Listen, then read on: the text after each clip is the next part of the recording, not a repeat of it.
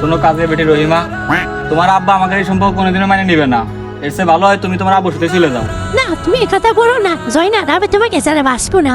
তাহলে এটা তোমার বাপরে কও। ছোটবেলাতে তোরে কোলে পিঠে করে মানুষ করলাম, তার প্রতিদান তুই আজকে দিলি। এই নেশা করে সাথে বলা যাচ্ছিস তুই আজকে?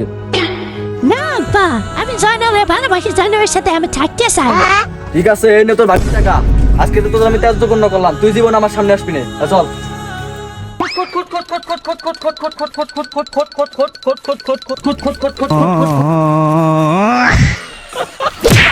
বাড়িতে ভাত রান্না লাগবে, ফট।